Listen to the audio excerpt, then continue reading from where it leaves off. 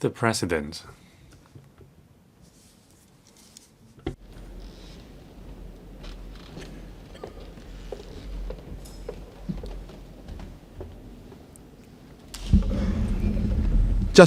Questions. Question 1, Mr. Martin LIAO.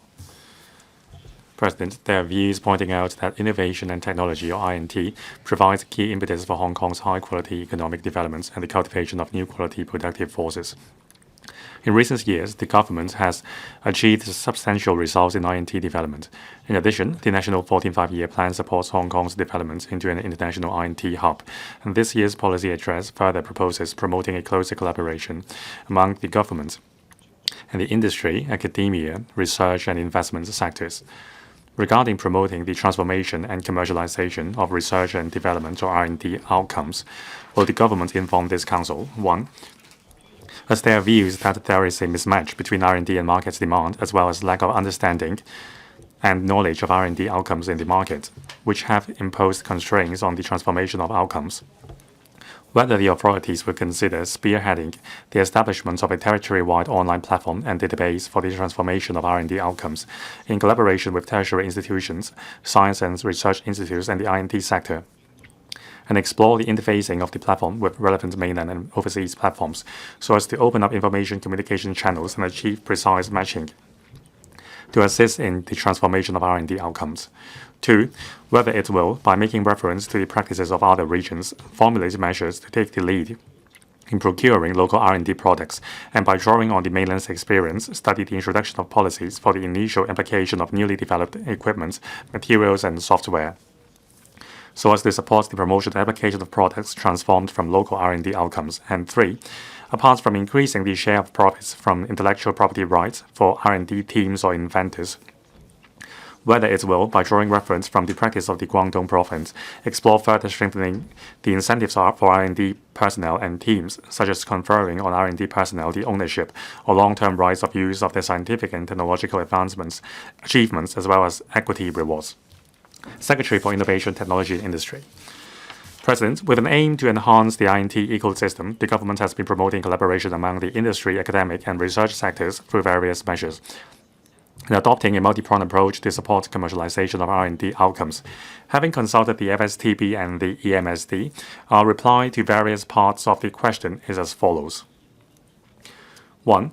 The smooth accessibility and dissemination of information about R&D outcomes help enhance the market's understanding and apprehension of R&D, playing a positive role in promoting the transformation and commercialization of R&D outcomes.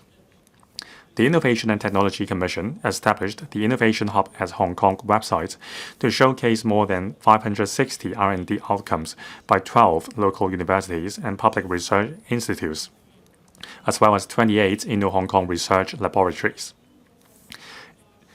It serves as a one-stop search platform, allowing the industry to customize search criteria according to its needs and contact individual research institutes, a university, to explore commercialization opportunities, thereby facilitating commercialization of research outcomes and technology transfer to the industry.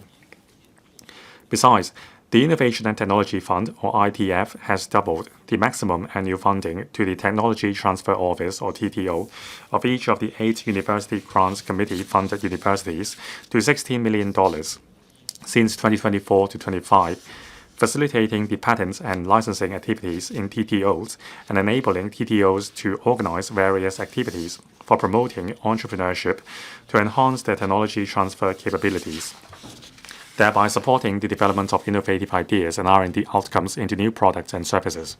Meanwhile, the R&D centers set up by the government have been taking forward industry-driven applied R&D work that suits market needs and transferring technologies to the industries through contracts, researchers, licensing arrangements, etc., to commercialize the R&D outcomes.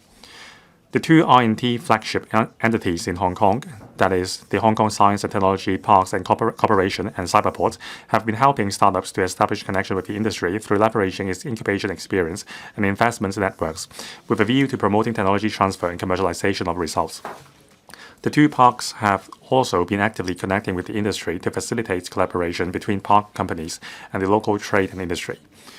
In addition, this year's policy address announced that the government will establish the Hong Kong New Industrialization Development Alliance, pooling together talents and resources from various fields. The alliance aims to serve as a platform for collaboration among the government, industry, academia, research, and investment sectors. With a view to promoting cooperation, we believe that the alliance will be conducive to promoting the transformation and commercialization of R&D outcomes. 2. According to FSTB, Hong Kong is one of the signatories to the agreements on government procurement of the World Trade Organization, or WTO GPA. The government abides by procurement principles of the WTO GPA to treat all local and non-local suppliers on an equal footing. We also encourage participation of more local and non-local bidders to obtain goods and services at the best value for money through fair, open, and competitive bidding procedures. Therefore, we have always welcomed local enterprises to participate in bidding when procuring various goods and services. Without compromising the aforementioned government procurement principles, the government has been actively introducing and applying R&D products and services from local startups with a view to playing a leading role. The major measures in recent years are as follows. A. The public sector trial scheme under the ITF provides eligible local companies or organizations with funding support for the production of prototypes or samples and conduct of trials of R&D outcomes in the public sector, including government departments. 2.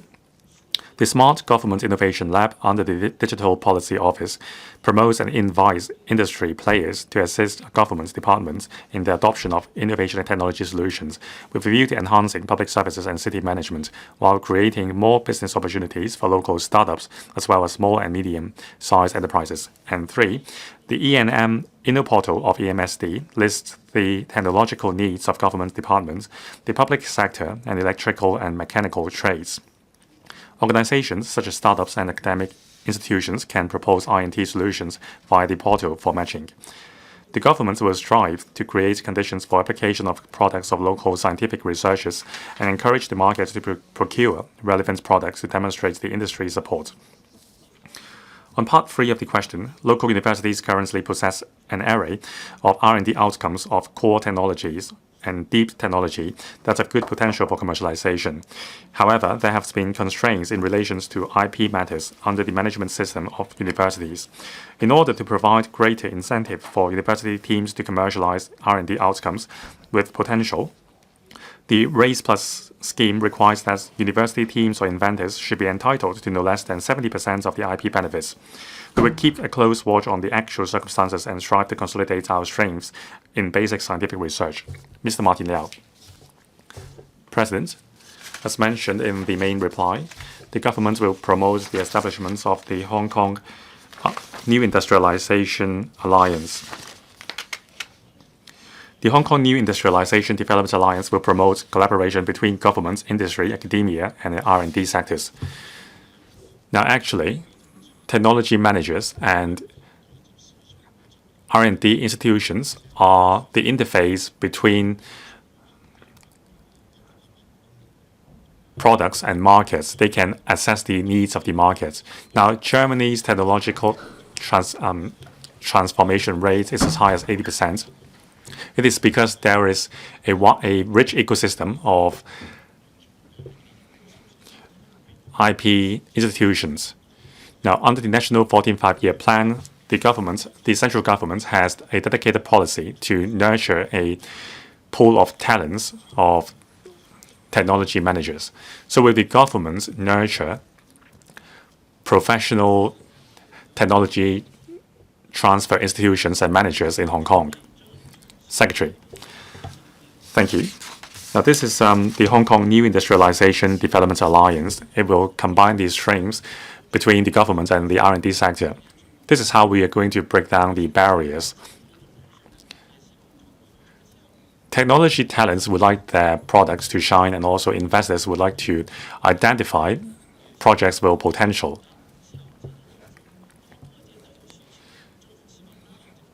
The government will set up a platform to link up various demands and needs and establish a vibrant ecosystem. Now, one of the measures is to establish an accelerated base, as mentioned in this year's policy address. That will be a useful platform comprising service providers for startups. These service providers can accelerate the growth of new startups. It will also promote the transformation of R&D outcomes. Thank you. Ms. Lillian Kwok. Thank you, President. In Hong Kong, there are 5 top 100 QS ranking universities. This is a well-known fact. R&D outcomes by universities are numerous. However, the pain point with the universities is how to promote their products in the market and how to internationalize their products.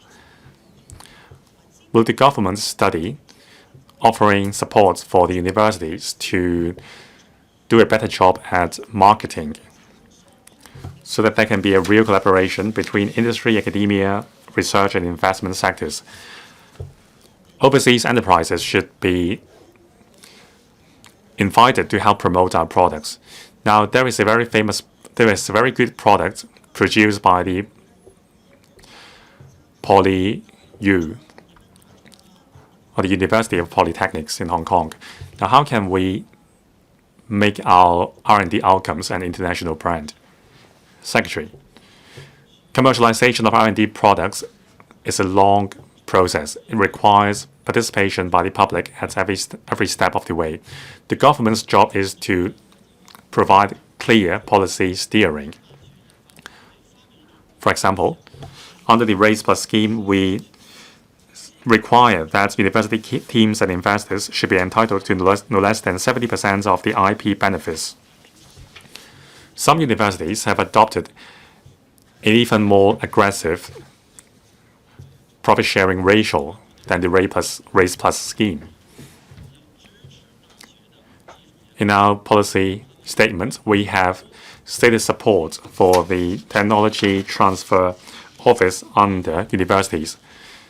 The annual funding support has increased to $60 million, and also there are many other policies for supporting R&D outcomes transformation. We are determined to do this. As I mentioned, leading enterprises like Tencent, Huawei, and BYD in Shenzhen, they were startups receiving government support. That's why they could transfer and transform their products. So we need to provide support for our local startups and help them become giants. Mr. Kenneth Fogg, President. According to the 8 universities, there were a lot of difficulties in applying for a slot under the Raise Plus scheme. For example, the funding amounts applied have been slashed significantly, and also there are a lot of other hurdles. Now, it takes a very complicated process to amend the original proposal, and some mainland enterprises mentioned difficulties of capital remittance across the border. R&D research, R&D outcomes takes a long life cycle to come to fruition. As a result, it is rather difficult to get their proposal approved. So how can we streamline the application procedures and remove the hurdle for mainland enterprises to invest here? Secretary. Now, the first phase of the Raise Plus scheme was a testing field. We have identified a number of measures requiring improvement. Now, the first round funding, the first phase was $60 million. The second phase was $40 million, altogether $100 million. However, in all the proposals, all the applications were for $60 million. Are all the startups able to fully utilize the entire funding amount of $60 million in the first phase? As a result, we have adjusted the funding amount. For some, we have offered a lower amount of funding. Now, the target is offering 2 rounds of Raise Plus or funding support under RAISE Plus a year. Now, during the vetting process, we have members from a board to vet the applications, so it takes longer than expected.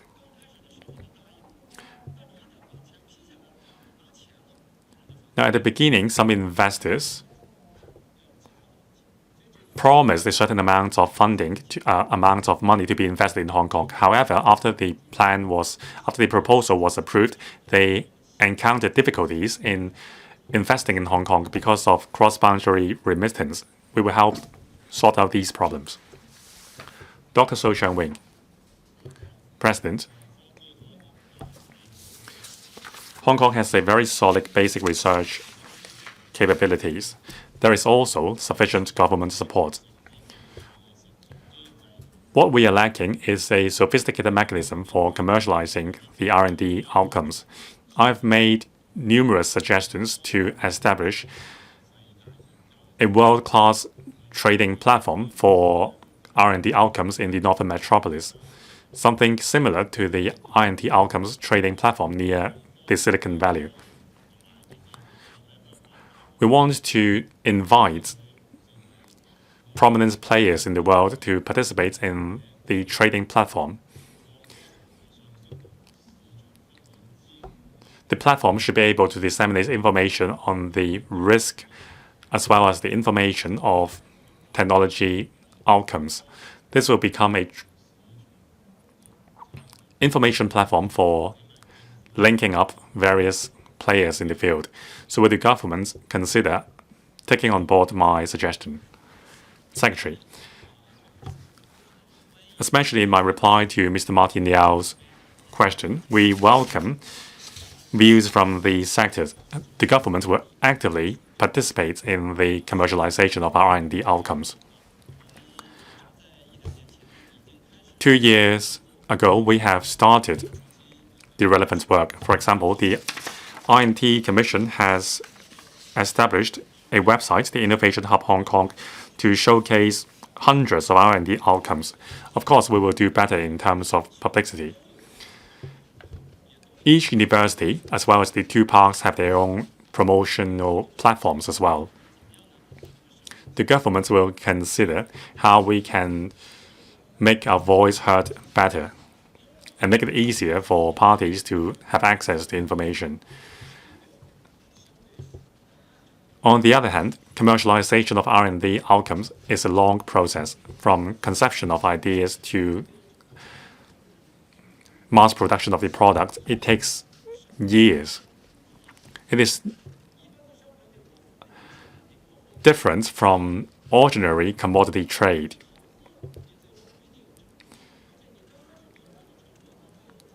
There is no guaranteed return for investments in R&D outcomes. However, when there are, the profits would be immense. So this is a kind of patience capital.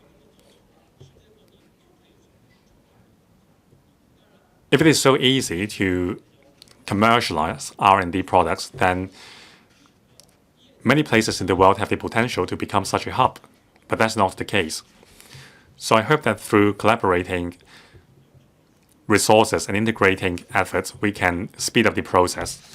As I said, we would like to collaborate the efforts of the government, industry, academia, and the R&D sector. Mr. Tang Fei. Thank you, President. My question is similar to that of Dr. So Chang-wing. So will we establish an integrated IP trading platform? Not only will that promote commercialization of R&D outcomes and establish a value chain, but it will also enhance business for financial professional services. So there is a spillout effect. Secretary. Now, in the outline development plan for the Hong Kong Park in the Loop, we will establish a service platform for commercializing R&D outcomes. Of course, we would like to have an integrated IP trading platform, but we need to make reference to other successful cases in the world. If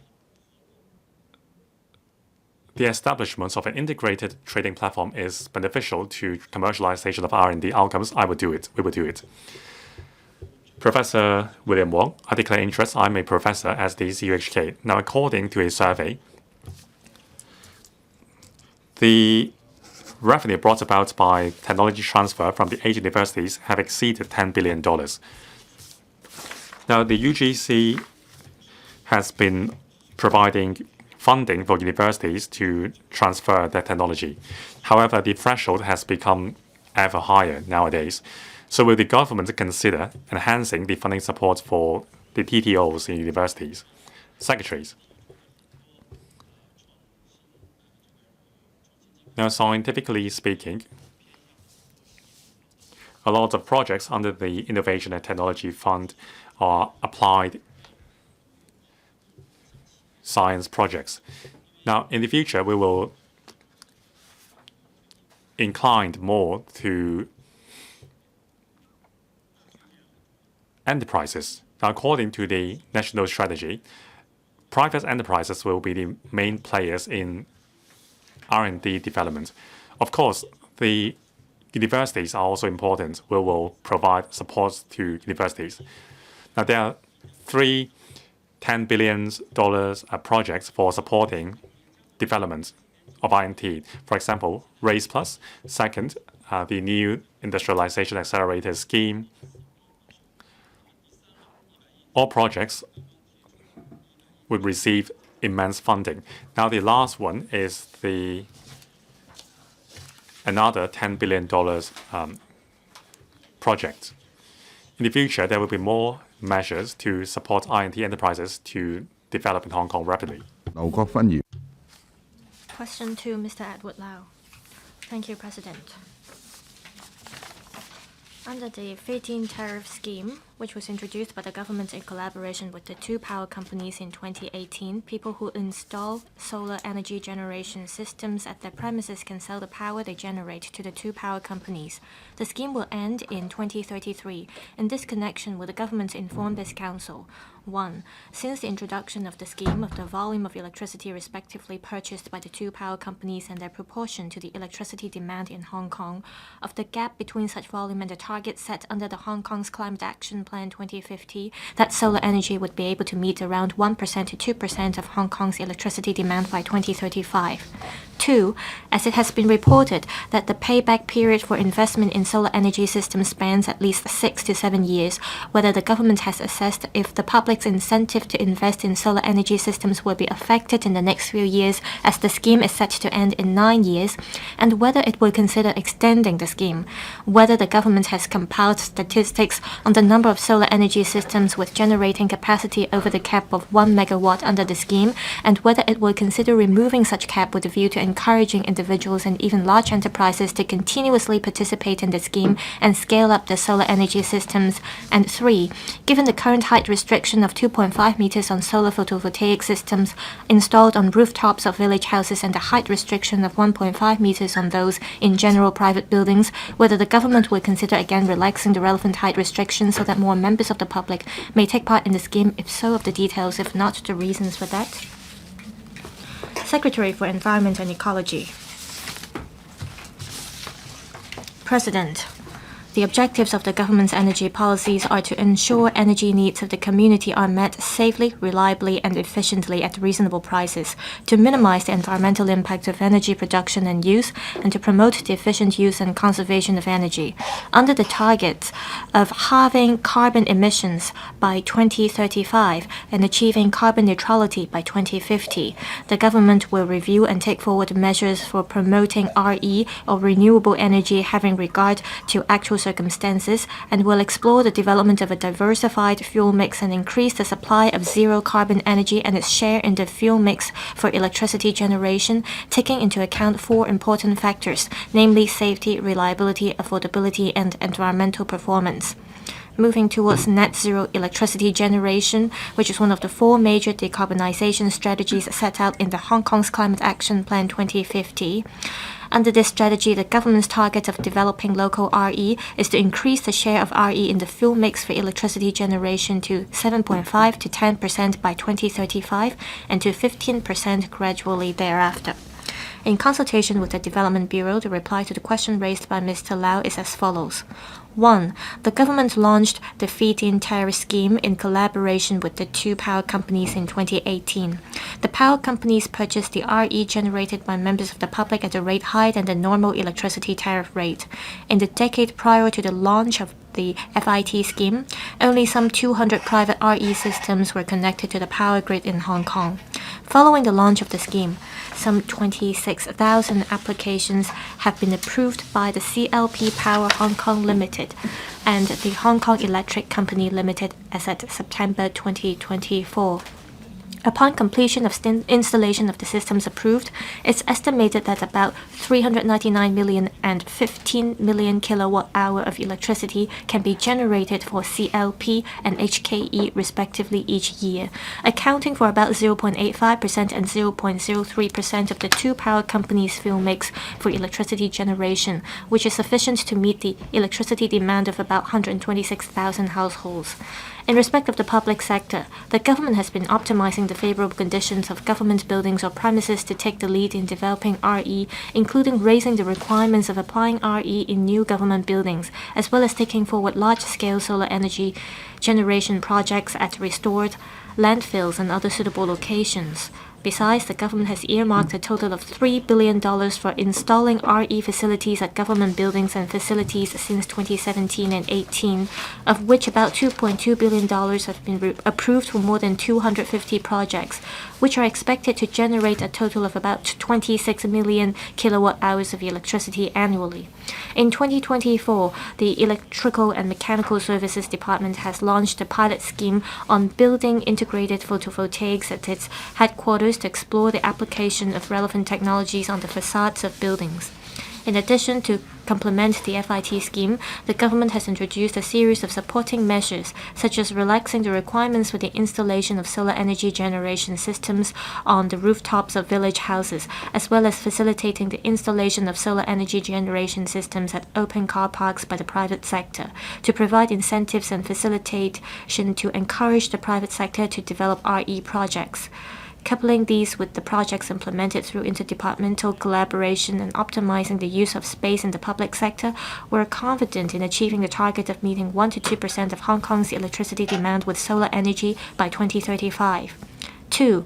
The FIT scheme is implemented under the scheme of control agreements entered into between the two power companies and the government. As the SCAs run till 31st of December 2033, FIT is offered throughout the project life of the RE systems that have joined the FIT scheme until the day when the term of the SCAs expires. As RE technologies are becoming mature, the trends in the mainland and the international arena are to gradually reduce and cease subsidies for RE. For instance, our country has cancelled the central financial subsidies for various newly constructed RE projects and implemented RE grid parity 3 years ago since 2021, whereby the FIT rates are determined according to the prices of local coal-fired electricity generation or by the market, while state subsidies are no longer available. The FIT in Hong Kong will last until 2033, and the prevailing rates range from $4 to $2.5 per kilowatt-hour. In contrast with the local tariff, the FIT scheme in Hong Kong is currently one of the most attractive schemes among similar ones worldwide. Looking ahead, as the mainland and many places in the world have completely ceased subsidizing RE, the chance of the FIT scheme being extended beyond the expiration of the SCAs in 2033 is believed to be slim. Nevertheless, individuals who have installed RE systems can generate electricity to offset their expenditure on electricity tariff. Apart from helping reduce carbon emissions, it's believed to continue to bring about economic benefits in the future in view of the development trend of RE technologies. As regards RE systems exceeding 1 megawatt, they aren't merely small-scale distributed RE systems, but perform the functions of power-generating infrastructure and normally involve additional laying of the power grid or reinforcing the support to it. In considering such systems, we need to balance their impact on electricity tariff and power supply. Therefore, instead of straightforward implementation through the FIT scheme, a case-by-case approach must be adopted.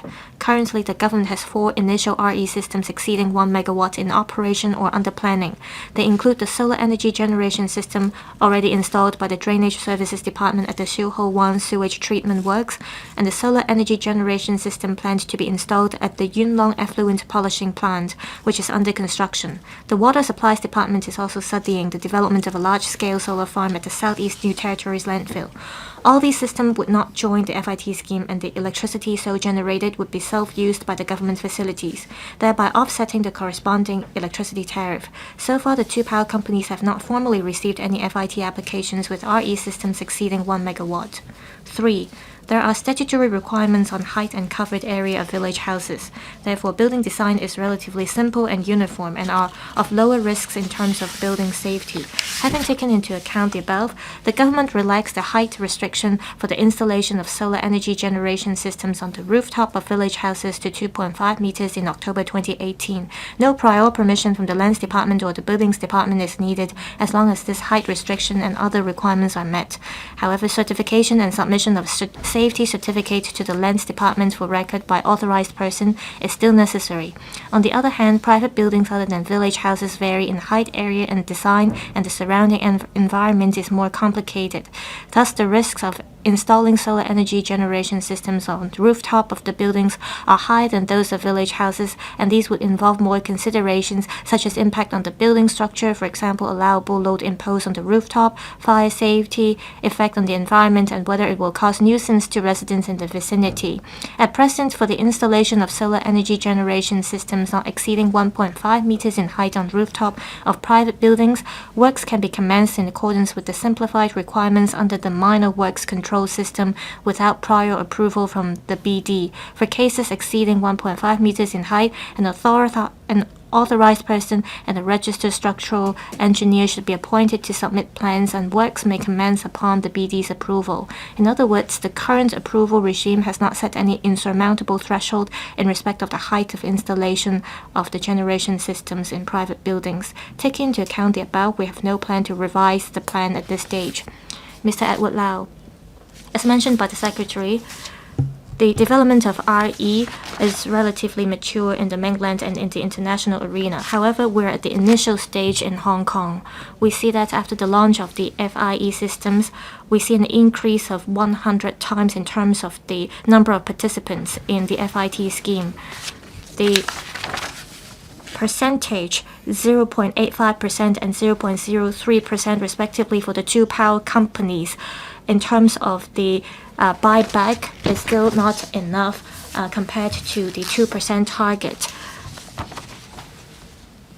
In 2022, the feed-in tariff rates were decreased from $3 to $5 to $2.5 to $4 per kilowatt hour. The 2 power companies promised to review the rate regularly. In 2023, our power tariffs increased significantly, and the 2 power companies also said that the rate will continue to increase in the future. They should not keep increasing the power tariff but not increase the feed-in tariff. The government should consider adjusting the feed-in tariff upward. You have asked your questions. Secretary. President, in my main reply, I said clearly that the FIT scheme offers subsidies to people who install solar energy power systems. This is because the development of RE systems have become more mature, and many places around the world are gradually reducing or even have ceased subsidies for RE. In such circumstances, well, in Hong Kong, the percentage of RE in our fuel mix is rather low.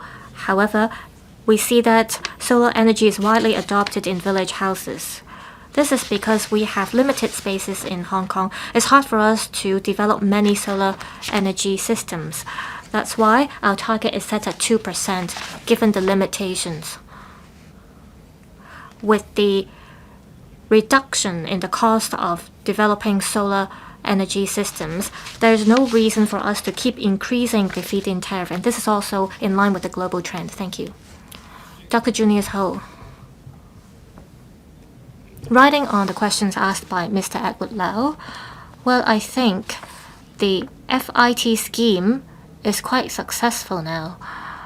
We see 100-time increase in the number of participants in the feed-in tariff scheme. The Environment and Ecology Bureau is encouraging carbon emission reduction and the use of green energy, and there's no reason for it to stop the scheme. You are saying that the buyback only accounts for 0.85%, and compared to the 15% that you set for 2035, there is still a gap. Mr. Edward Lau said the scheme is great and there's no reason for you to cease or stop the scheme. So non-village houses should also be able to enjoy such feed-in tariff. You said that there is a very slim chance that you will extend the scheme after 2033. However, there are still 9 years to go. How come the height restriction for village houses is 2.5 meters, but for other types of houses like non-village houses, the height restriction is 1.5 meters? Secretary, you can relax the minor work control system and relax the height restrictions for installation of solar energy systems in low-density houses or buildings to 2.5 meters, and that would make things very simple. We still have 8 or 9 years to go before the expiration of the scheme. That's my question. Thank you. Secretary for Environment and Ecology or Secretary for Development. In relation to the height restrictions, I want to make one point. I want to say that for buildings with installation of solar energy systems exceeding 1.5 meters, they can still be installed. It's just that building plans will have to be submitted. Village houses, in terms of their density or surrounding environments, they are different compared to other houses or buildings. If we adopt one uniform standards to all types of buildings or houses, there will be impacts in terms of fire safety. For example, there will also be impacts on the neighboring environment.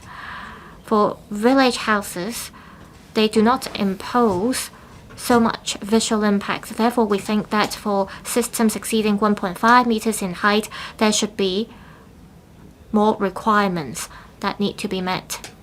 We are, however, happy to explore what kind of facilitation measures we can adopt. For example, a few years ago, after talking to the Environment and Ecology Bureau, we decided that in open car parks or at grade car parks for solar panels not exceeding 3 meters in height, we are streamlining the submission procedures from 60 days to 30 days in terms of the approval time. If we relax the height across the board, it might not be feasible. Thank you. Ms. Chen Yue-ming. Thank you, President. I thank the Secretary for his major reply. The feed-in tariff scheme allows the government to meet its green energy target. It also helps village house residents improve their lives. It is a win-win situation. So far, 26,000 applications have been received under the scheme, and the buyback only accounts for 0.85% of the CLP. And this only meets about 1 to 2% of the electricity demand. This shows that the government is not making good use of the rooftops of village houses. Some village house applicants said that the load capacity of the systems in rural areas are limited. That's why they could not install solar energy systems. My question is that in the future few years, how will the government enhance the load capacity as well as the carrying capacity of the power grids in the rural areas so that we can make better use of the scaffolding or the rooftops of village houses? Secretary for Environment and Ecology. President.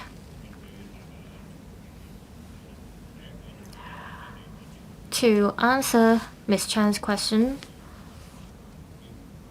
we look at, for example, the target of the government. Our target is that we want to increase the share of RE in the fuel mix to 7.5% and in the long run to 10%. In terms of solar energy, currently it accounts for 0.85%, but our target is 1%.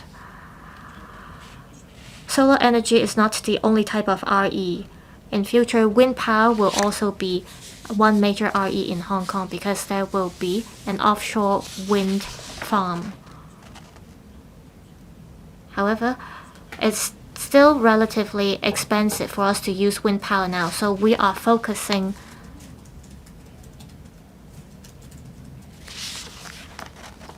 on the supply of green energy from the mainland.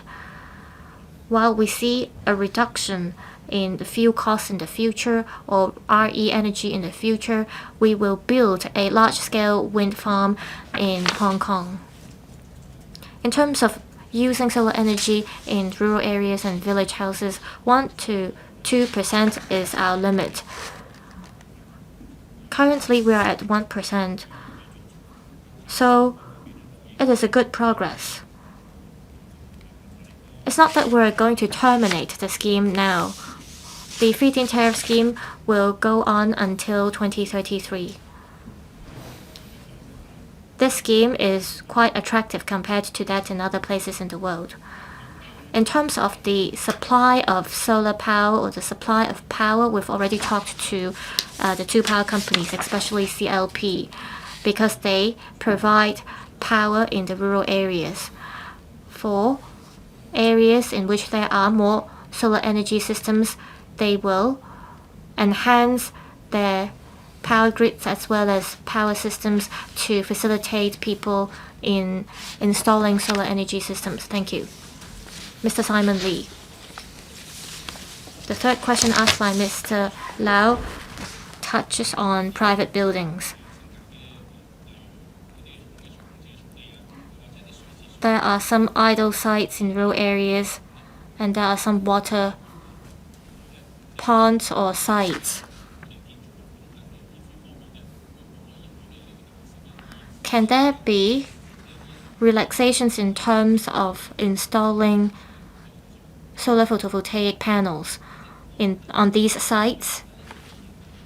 Under Secretary for Development, currently in village houses, we allow people to set up panels not exceeding the height of 2.5 meters. For idle sites, we have to look at the land uses. For example, they might be green belt sites.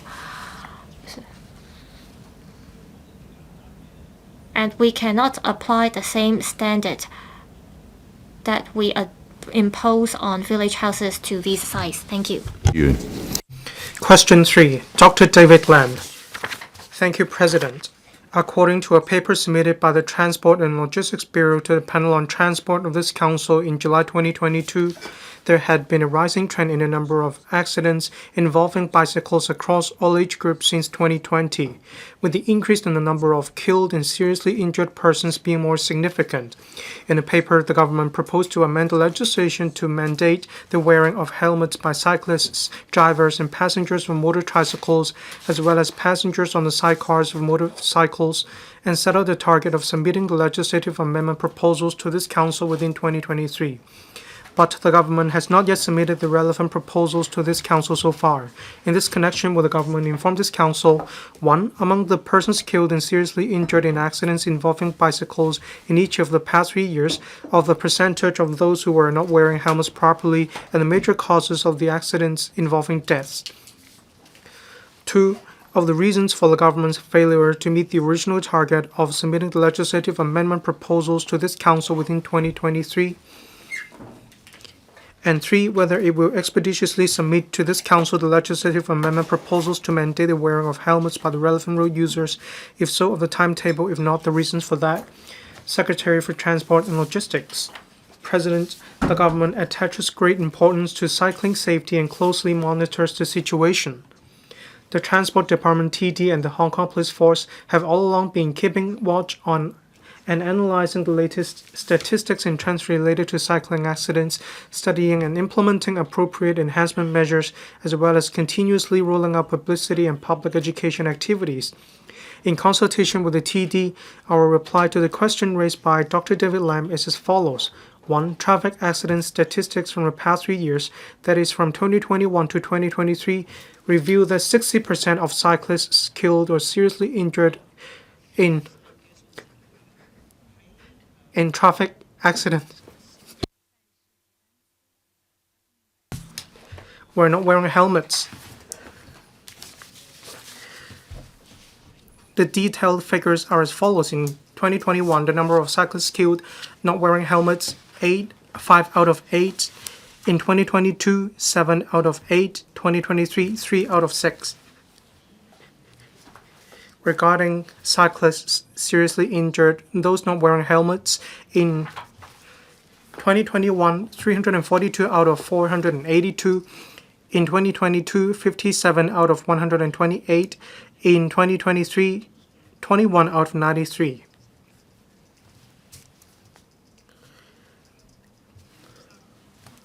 These are the figures set out between the years 2021 to 2023. Fatal cycling accidents were mainly attributable to cyclist driver factors, including careless cycling and other motor vehicle drivers driving inattentively. Over 70% of the cyclists killed in such traffic accidents were involved in collisions between their bicycles and other bicycles or motor vehicles. 2 and 3. The government has been conducting study in good time and rolling out various initiatives in order to enhance cycling safety. Following the rising trend in cycling accidents between 2019 and 2021, which increased from around 1,700 cases in 2019 to around 2,700 and 3,000 cases in 2020 and 2021 respectively, the government proposed to the Legislative Council Panel on Transport in July 2022 to consider introducing mandatory requirement for cyclists to wear helmets and started studying the legislative amendments.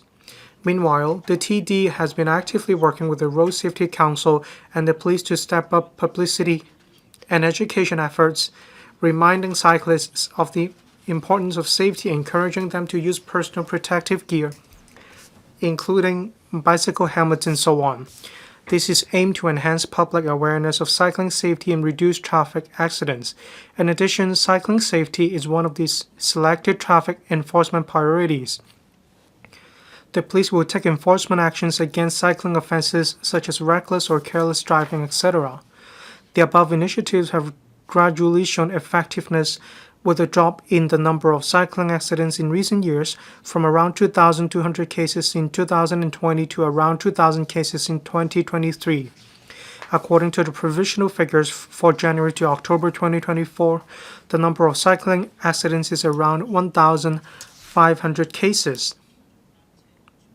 The government aims to, on the one hand, promote cycling safety through a multi-pronged approach comprising law enforcement, publicity, and education, with a view to further reducing the number of accidents. On the other hand, where road safety considerations and circumstances permit, we will also promote a bicycle-friendly environment to facilitate the public's use of bicycles for short-distance commuting or recreational purposes, thereby reducing the use of motor transport. We are studying legislative amendments to introduce the mandatory requirements for cyclists to wear helmets, aiming to submit a legislative amendment proposal to the Council in 2025. In studying the legislative amendments, we note that there are different legal requirements in various places, including whether cyclists must wear helmets in all locations or only in designated locations, as well as the applicable age for the mandatory requirement of wearing bicycle helmet and so on. In addition, the government has received suggestions from various local stakeholders regarding the applicable locations and scope of the mandatory requirement to wear bicycle helmets. We are currently conducting a careful analysis of the collected information and views in order to refine the legislative amendment proposal. Meanwhile, the government will continue to closely monitor the cycling safety situation as well as encourage cyclists to pay attention to and comply with the relevant regulations through publicity and education, thereby promoting cycling safety. Dr. David LAM. Thank you, President. In 2023, a piece of subsidiary legislation was postponed to 2025. We have close to 2,000 persons injured in traffic accidents. There are some 100 cases where people were killed in road traffic accidents. The wearing of helmets will reduce the likelihood of brain injury by 70% to 80%. I hope that the government will amend the legislation as soon as possible. Cycling is a means of transport. It's also a recreational activity. Motorcycles or motorbicycles, there are many delivery workers on the road. They run the traffic lights. They don't obey the traffic signals. What is the government's plan to address this problem, which is getting more and more serious? Thank you, Secretary.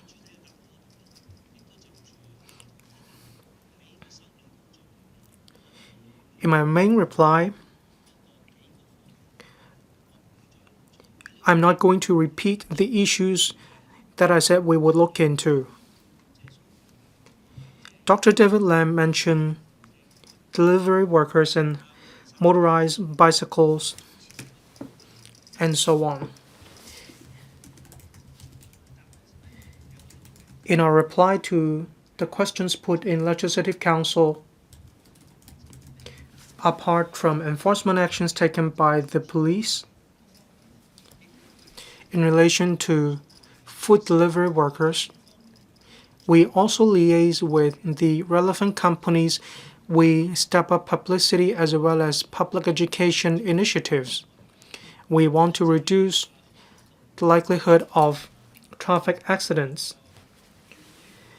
On electric mobility devices, we are continuing with the legislative amendment work. On the product certification of electric mobility devices as well as the mechanical safety thereof, we have already started public consultation. The majority of the respondents agreed with the regulation over electric mobility devices. Some of the users have reservation, so the government will tread cautiously in designing the scope of regulation as well as the regulatory requirements. We attach a lot of importance to safety, so we will complete our work on various fronts as soon as possible. Mr. Chen Hock-fong. Thank you, President. I completely agree with regulating cyclists wearing helmets, but it doesn't mean that wearing helmets will prevent any accident whatsoever. We need to see whether there is a need to impose regulations or restrictions on traffic black spots. On Lantau Island, there was a traffic accident. On some sections of the road, there are many bends. They are narrow. There are also steep ingredients. They are not suitable for cycling. Even if there are no other vehicles, cycling per se will also be serious. Has the Secretary considered banning the use of cycles or cycling in the area concerned? Thank you, Mr. Chen. Indeed, because of restrictions of some sections of the road, say probably a section of the road is too steep, this may pose a great challenge to cycling on the road. In some places, some sections of the road, for example on Lantau Island, are quite narrow. The TD is looking into defining traffic black spots. We are considering putting in place measures to impose restrictions on cycling, or we will also step up efforts in relation to publicity. We are carrying out our work. Professor Lau Chi-pang. Thank you, President.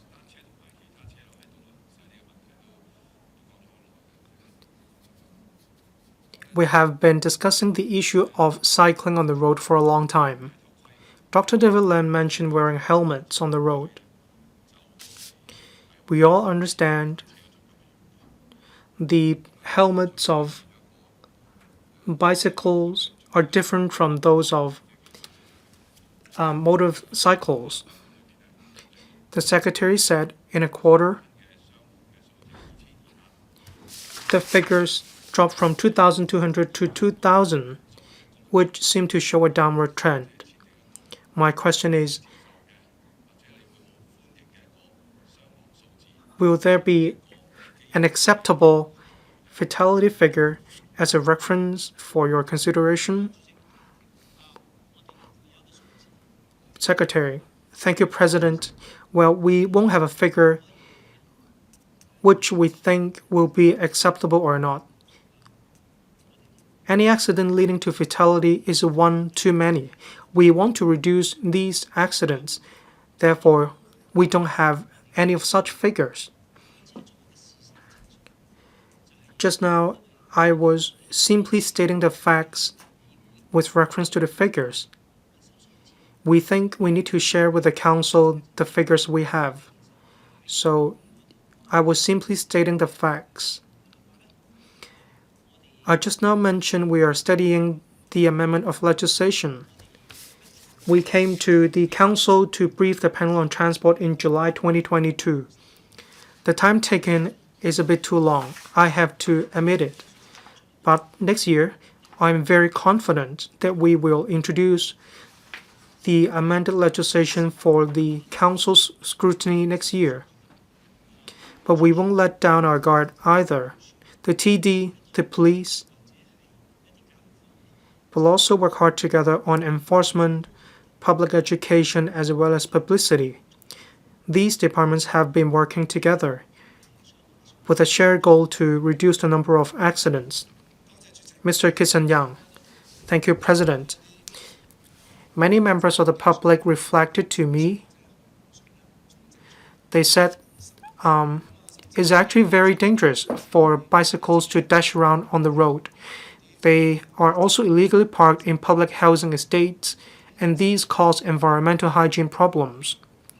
Just now, the Secretary said there would be further amendments to legislation to make wearing helmets mandatory. In a main reply, the Secretary mentioned stepping up publicity, public education efforts, as well as enforcement actions.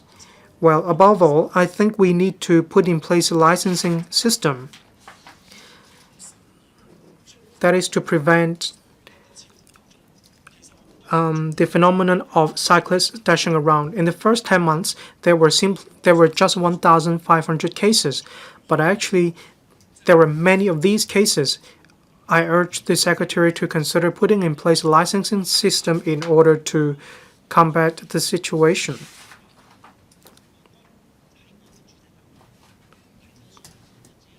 Secretary, thank you, President. I mentioned the figures, and I was simply stating the facts. It doesn't mean that we are happy with the situation right now. In relation to the licensing regime for bicycles, we have drawn reference from overseas practice. This is not common. In the majority of the places overseas, there is no such mechanism.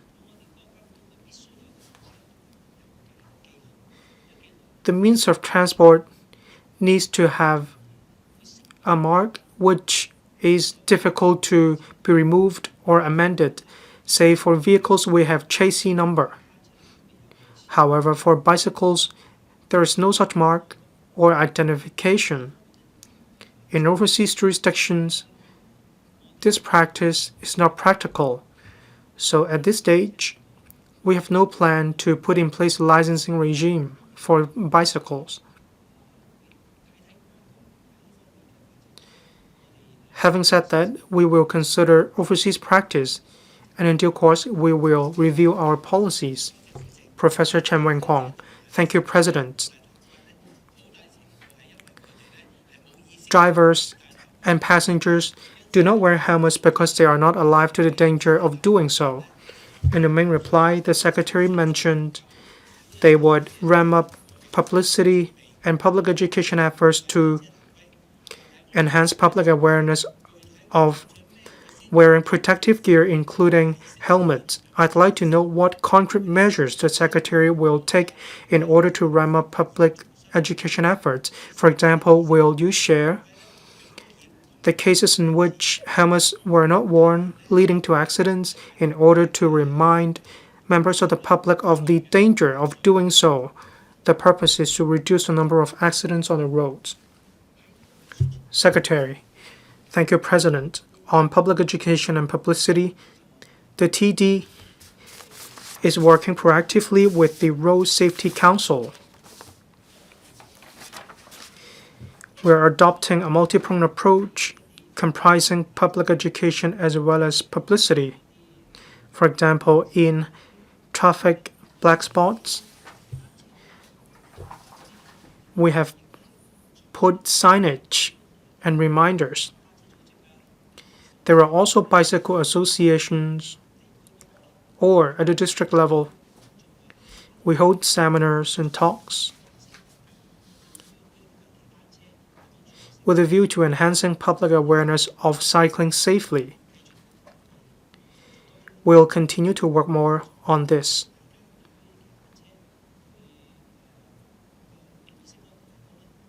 So we will enhance public awareness of cycling safely. Before legislation is amended, we encourage motorists or cyclists to wear appropriate helmets in order to reduce the number of accidents. Mr. Lee Chen-kong.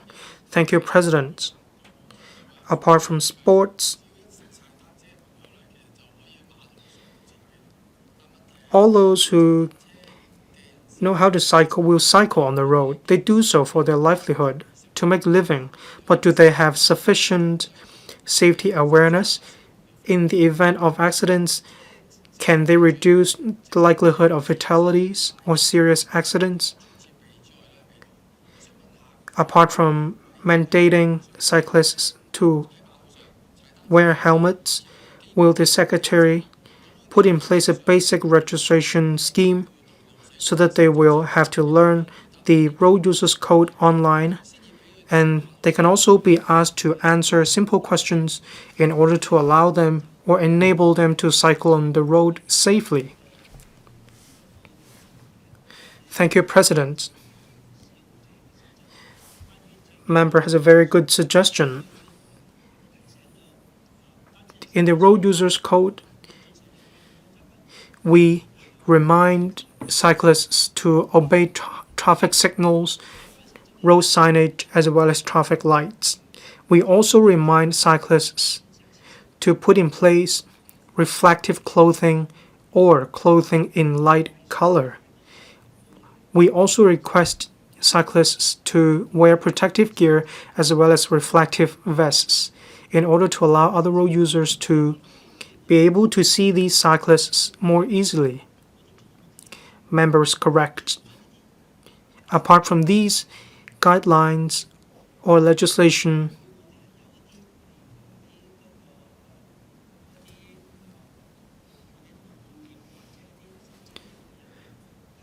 are there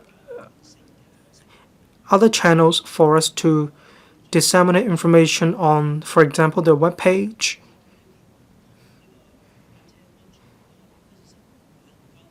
Say we can disseminate information through these channels in order to enhance public vigilance against or in relation to safe cycling? Mr. Stephen Ho. Thank you, President. Of course, we agree with wearing helmets, but wearing helmets per se will not reduce the number of accidents. Bicycles are similar to vehicles in terms of function.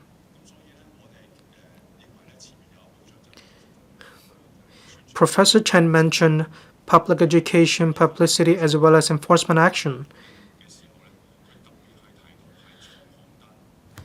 Dr. David LAM mentioned running traffic lights and cutting line in continuous white lines.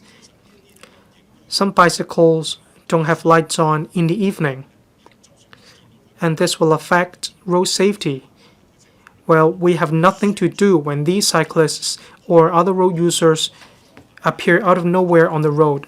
So apart from handing out pamphlets, apart from holding seminars and talks, is it possible to increase the level of penalty, to hold citywide campaign to enhance public awareness about safe cycling so that members of the public will be alive to the importance of safety when it comes to cycling? I don't think the government has done enough in this regard. Secretary, on various fronts, we are working to enhance our efforts. Section 45 of the Road Traffic Ordinance for reckless cycling, 46 careless cycling, 47 cycling under the influence of alcohol and drugs. We are working on these fronts. On enforcement action, we will see whether we can enhance our efforts. Any ordinance has to be enhanced for us to take law enforcement action in order to give effect to the ordinance. There are various views. Say whether the penalty of the ordinances need to be enhanced. We review the level of penalty from time to time, but I believe we are on the same page. We want to, through different channels, by way of public education, by way of mandating a helmet law, by way of enhancing the penalty, we will, on various fronts, enhance the awareness of safe cycling. Question 4, Dr. Chow Man-kong. President, regarding the implementation of the increased admission quota for non-local students, will the government inform this council, 1, whether it has provided specific guidelines to various funded universities, self-financing post-secondary institutions, and the Vocational Training Council and its members' institution, various institutions in short, explaining the meaning of the cap on non-local students' admission or the method of calculating it, if so, of the details, 2, of the numbers of local students and non-local students in various institutions, including students of self-financing post-secondary institutions who come from the mainland, Macau, and Taiwan region in the 2024-2025 school year, and the percentage of non-local students in local student places, including the percentage of relevant students in self-financing post-secondary institutions in the total number of students of the relevant programs in the preceding school year, together with a breakdown by sub-degrees, undergraduate degree, and postgraduate degree programs, including postgraduate diploma in education programs, etc., whether it will request various institutions to step up the publicity of the Study in Hong Kong brand and urge them to actively meet the enrollment cap or target on non-local students. And 3, of the total tuition income generated by the enrollment of non-local students for various institutions in the past three school years, and whether it has assessed the peripheral economic benefits brought by such students, and whether it will consider furthering increasing the admission quotas of various institutions, especially in self-financing post-secondary institutions, to attract more outstanding students from outside Hong Kong to come here, thus providing a wider source of students to build Hong Kong into an international hub for high-caliber talents. Secretary for Education. President, the Chief Executive announced in the 2023 policy address to build Hong Kong into an international post-secondary education hub, and announced that the enrollment ceilings for the non-local students of government-funded post-secondary institutions would be doubled to 40% from 2024-25 academic years onwards. To this end, The University Grants Committee, UGC Secretariat, has promulgated clear guidelines on the definition and calculation of enrollment ceilings for admission of non-local students for the institutions. The UGC has issued letters to universities setting out in detail the principles and methods of calculating the enrollment ceilings and the exact figures of enrollment ceilings for non-local students for top programs of each university to facilitate the university's planning on student admission. It is also clearly indicated that the relevant ceilings are calculated having regard to the total number of local students for all years of study at each study level. Redeployment of the ceilings among different study levels is not permitted. It is worth noting that all non-local students pursuing UGC-funded top programs do not receive public funding, and that the number of such non-local students is accounted for separately from local student places so as to ensure that study opportunities for local students will not be affected. As regards self-financing post-secondary sector, say for students from the Mainland, Macau, and Taiwan MMT, there is no quota restriction on the admission of local students to full-time, locally accredited self-financing local sub-degree undergraduate and postgraduate programs. Currently, for MMT students enrolling in full-time locally accredited self-financing local sub-degree and undergraduate, including top-up degree programs, the calculation of the quota should be not exceeding 10% to 20% of the total student enrollment in such programs in the preceding academic year. There is no quota restriction for postgraduate programs. So far, there are a total of 6 local self-financing institutions which have been approved by the Ministry of Education to admit mainland students to their undergraduate and postgraduate programs. The Education Bureau has all along been maintaining communication with self-financing post-secondary institutions on the admission of non-local students. Currently, the ADDB is consolidating the relevant provisional figures for the 2024-25 academic year. Respective UGC-funded universities will submit at the end of this year the actual enrollment of non-local students in the 2024-25 academic year. Based on the UGC Secretariat preliminary understanding from the universities, the non-local student enrollment in UGC-funded undergraduate programs in the current academic year has increased to more than 17,000, which is equivalent to about 23% of local student places. The government is pleased to see that the UGC-funded universities have utilized the relaxed enrollment ceilings and successfully recruited more non-local students. In the 2023-24 academic year, about 62,200 non-local students enrolled in full-time locally accredited, publicly funded, and self-financing programs. Among them, about 23,100 non-local students enrolled in the 8 UGC-funded universities.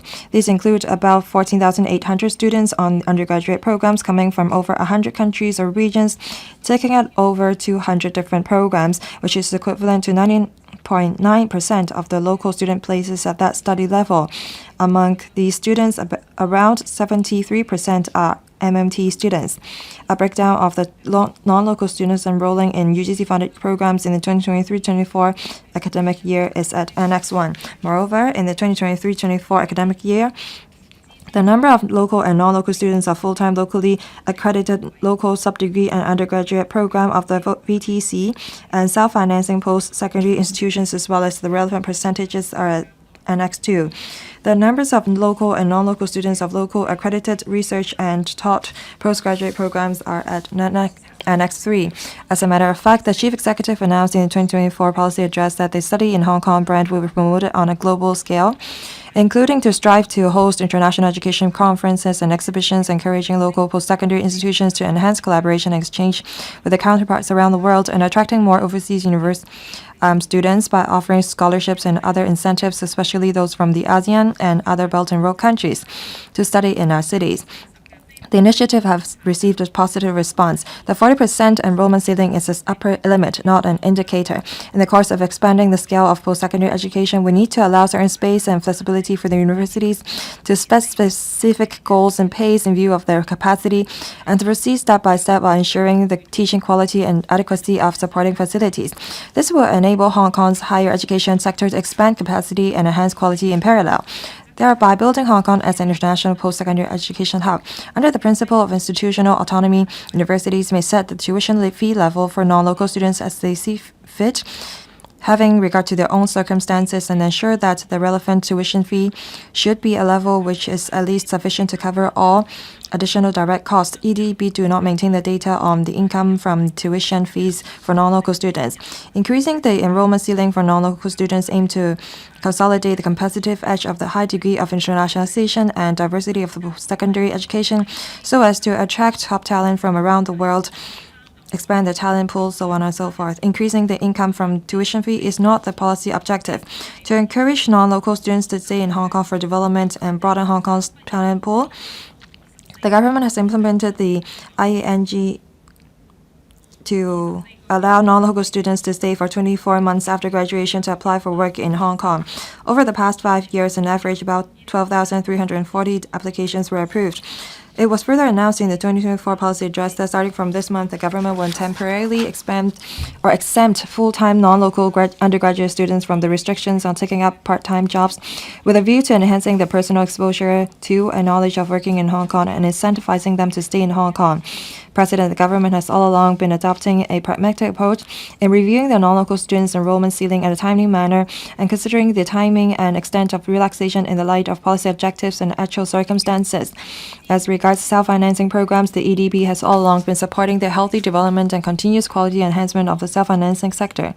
By providing support, we'll continue to keep in view the track record of operation, the performance in student enrollment, and the utilization of the prevailing quota, and maintain close liaison with the Ministry of Education to explore feasible enhancement with a view to aligning the relevant admission quotas for non-local students with a view with those of the government-funded sector in the long run. We continue to monitor the number of non-local students and collaborate with institutions to attract more students from around the world to study in Hong Kong so as to strive towards the goal of building Hong Kong into an international hub for high-caliber talents.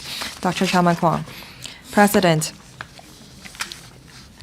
in my oral question, I'd like to ask if the institutions have implemented the initiative set out in the policy address to build Hong Kong into an international hub for high-caliber talent. I don't want our measure to turn into just a slogan.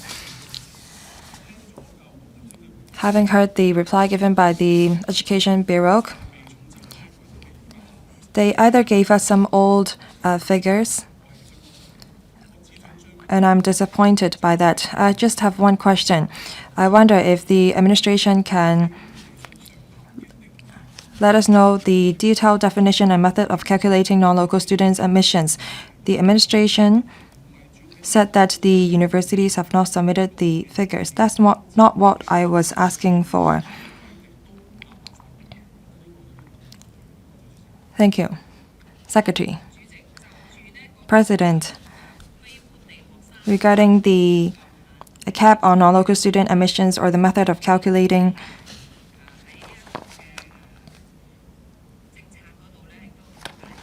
it's been set out in the policy.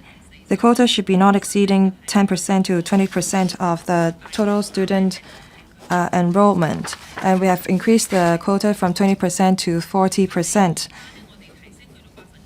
Now we have raised the percentage to 40%. And each university will enjoy a 40% relaxation. The UGC Secretariat worked the exact number out with each university. In Annex 1 to 3, we have set out the relevant numbers on local and non-local student enrollment of UGC-funded programs, as well as those studying VTC and self-financing post-secondary institutions programs, so on and so forth. We're not using old figures. We are submitting the figures for 2023-24 academic year, but because we're still collecting the data on the 2024-25 academic year. After we have compiled the relevant figures, we will submit to the Legislative Council. Next, Mr. Tommy Chang. President.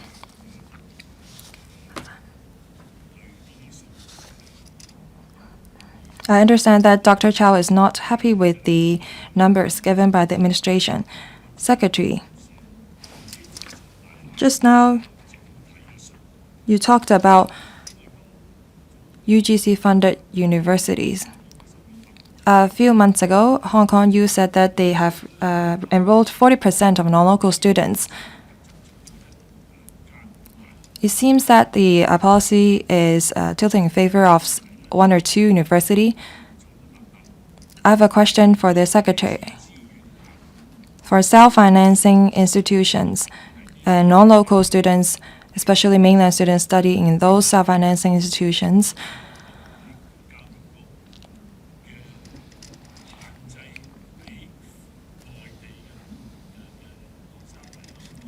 currently there is quota restrictions on them.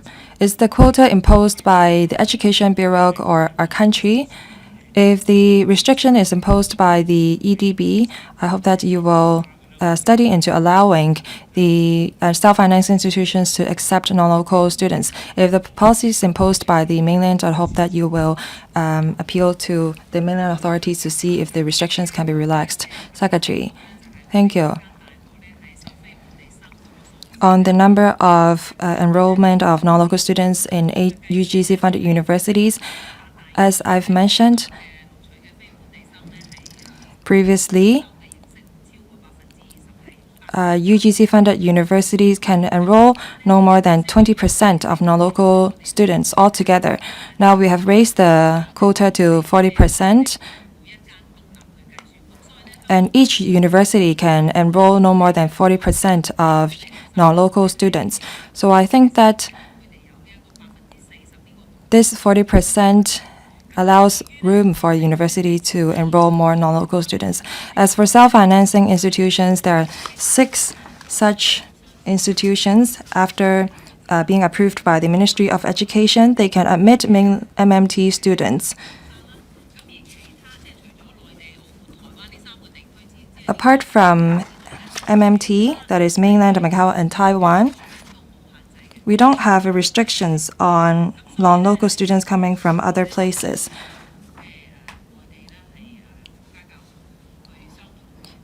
We will continue to talk to the Ministry of Education. Hopefully, in the future, the percentage of non-local students to be enrolled will be the same between self-financing institutions and UGC-funded universities. Next, Dr. Chow Man-kong. Thank you. President, I think that we have to provide sufficient student hostels to attract top-notch non-local students to study in Hong Kong.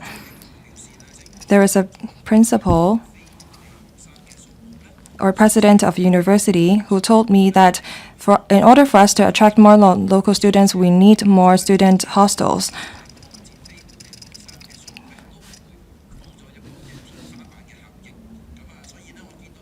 So I see that in the policy address, there is a reference to this pilot scheme on student hostels by removing barriers to allow the market to redevelop their premises into student hostels. In the 2023-24 academic year, it is said that there are 64,200 non-local students. This will affect the rentals of the property market. So under the pilot scheme on student hostels, do you have an estimate, and will you set a KPI on the supply of student hostel places? Thank you, President. Just now, Mr. Look talked about 64,200 non-local students. They include publicly funded and self-financing programs as well as PTC students.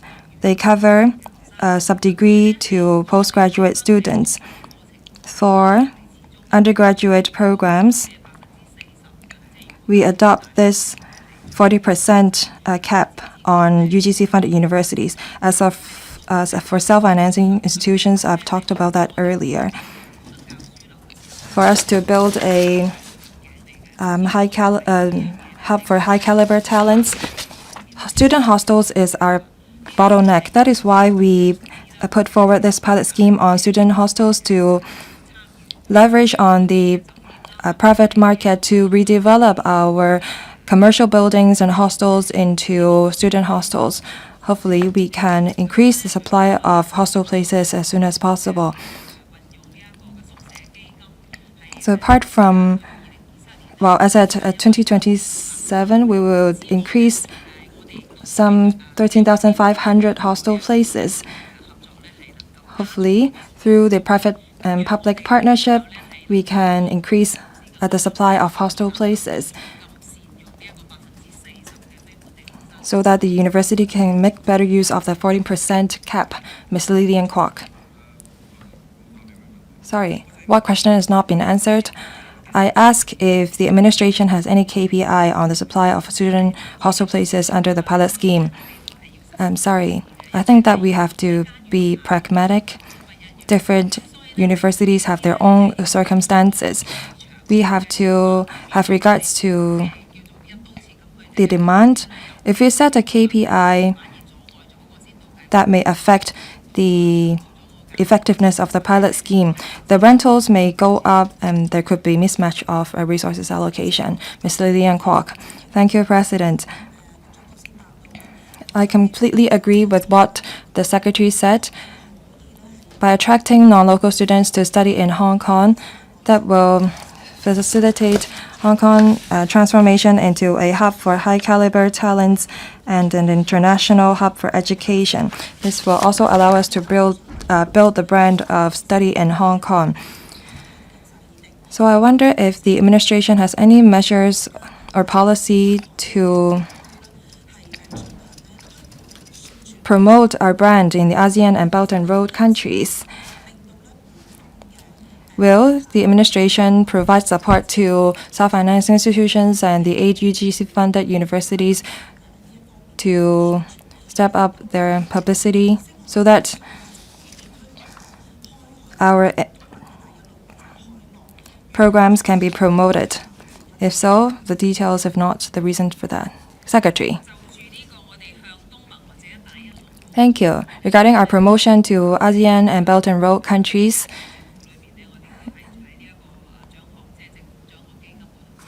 we will be dedicating some $1 billion to our fund. That is the government scholarship fund to provide 150 more quotas. For UGC, we dedicate $10 million to support universities to promote themselves in ASEAN and Belt and Road countries. We have signed memorandum of understandings with some places to reinforce our promotion and collaboration in education together with Indonesia, Thailand, Kazakhstan, Malaysia. These places, well, we have a lot of non-local students coming from these places. We will also ask our ETO, economic and trade offices, to promote our brand. We may also leverage on our alumni clubs in various countries. We will deploy more resources on publicity and promotion. Dr. Tan Yue-hen. Thank you, President. I'd like to follow up on student hostel places. Can we increase the supply of such places? In the policy address, there is a pilot scheme on hostel places. And only commercial buildings and hostels or hotels can be converted into student hostels, but there's no mention of commercial industrial buildings. Will you make reference to the revitalization of industrial building scheme and learn from it so that we can allow industrial buildings to be converted into student hostels to increase the supply? Thank you, Dr. Tan. In terms of the supply of student hostels, as I mentioned, we want to promote Hong Kong into an international education hub, and that's our bottleneck. We try to increase the supply via different means. The pilot scheme is just a starting point. We're starting from commercial buildings and hotels because it's more feasible and is more cost-effective for us to do so. In the future, having considered our experience, we may, when conditions allow and when it's feasible, explore other options to redevelop hostels. Question 5, Dr. LO Wai-kwok. President, on the 9th of last month, the Mainland signed the second agreement concerning amendment to the Mainland and Hong Kong Closer Economic Partnership Arrangement Agreement on Trade in Services with Hong Kong, further opening up its market to Hong Kong in a number of professional services sectors. In this connection, will the government inform this council, 1, whether it will join hands with the professional trade or business associations in Hong Kong to actively promote cooperation with the Mainland regulatory bodies in ensuring a streamlined and transparent certification process for the relevant professional qualifications, and further enhancing the mechanisms for mutual recognition of professional qualifications to minimize repetitive vetting as far as possible, if so, of the details, if not the reasons for that. 2, whether it will allocate additional resources to actively promote innovation and digital transformation and the development of new quality productive forces, thereby boosting their competitiveness and facilitating the opening up of the Mainland market for trade and services, if so, of the details, if not the reasons for that.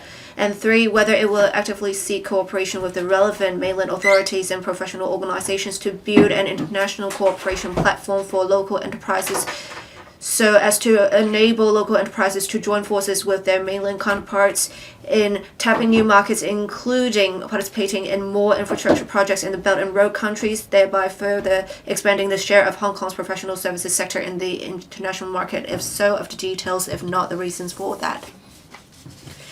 Secretary for Commerce and Economic Development.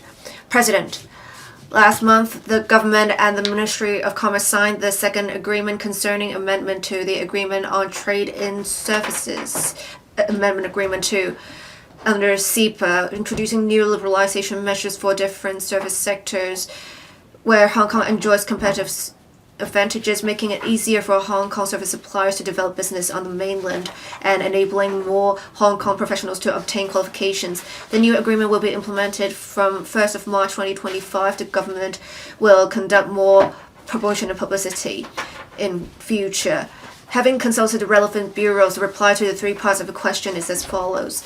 1, under the framework of CEPA, the Mainland has implemented already preferential and facilitation measures in a number of services trade sectors, including relaxing qualification requirements for Hong Kong professionals, allowing Hong Kong professionals to sit for examinations, register, practice, and set up enterprises, as well as encouraging mutual recognition of professional qualifications. To date, mutual recognition of professional qualifications or exemption arrangements for various professional examinations have been put in place. For construction and related engineering professional services, Hong Kong professional bodies and the Mainland's regulatory authorities have signed mutual recognition agreements for 6 professional qualifications.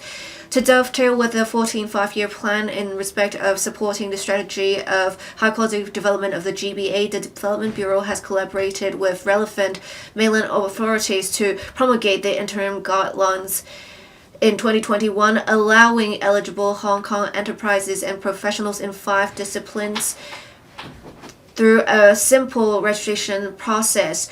The professionals can acquire equivalent qualifications to provide direct services in the 9 Mainland cities of the GBA without the need to obtain mutual recognition and avoiding the need of repetitive recognition in the 9 cities.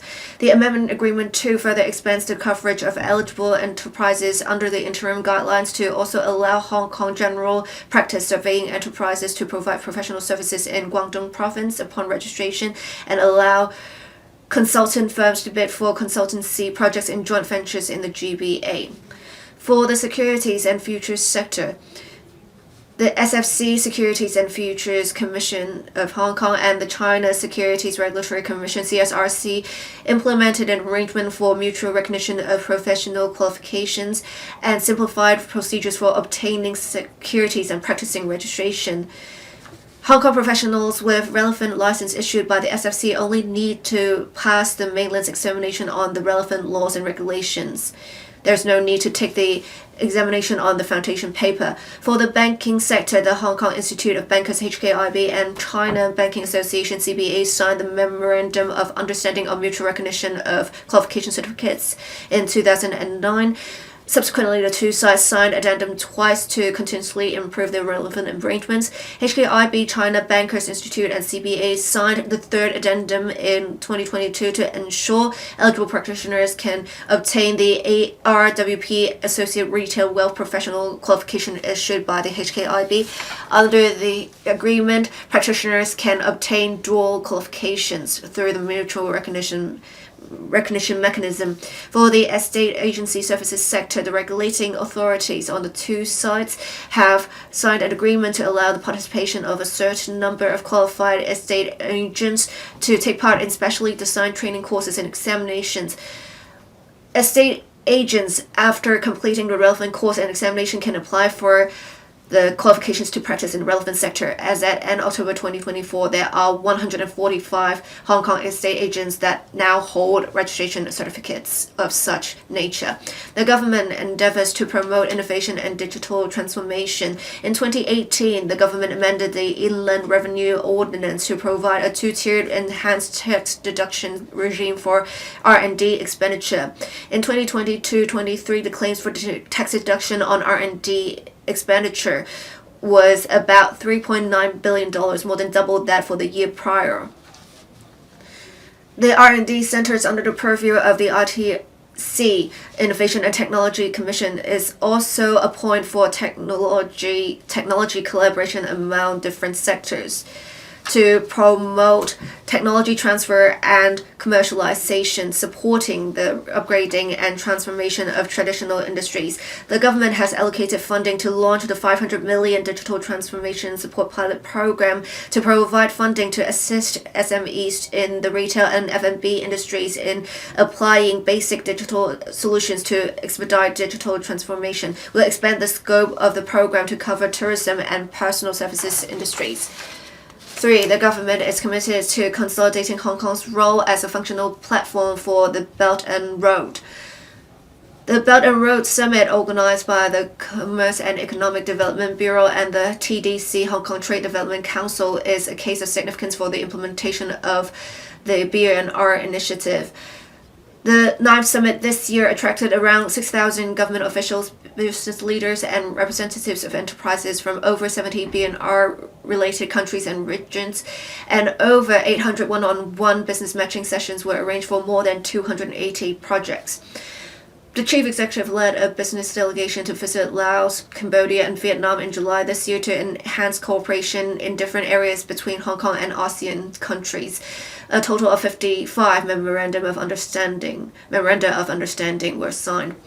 The financial secretary also led a delegation to Saudi Arabia in October 2024 to deepen connections between Hong Kong and the Middle East. The Belt and Road Office of the Bureau and the Ministry of Commerce also led a delegation to visit Hungary and Kazakhstan in May this year and returned via Xinjiang, encouraging Hong Kong and mainland enterprises to jointly explore the B&R markets. Next year, we plan to organize a B&R cross-professional forum to conduct high-level exchanges with Hong Kong professionals to explore opportunities in new cooperation fields, including green development and INT.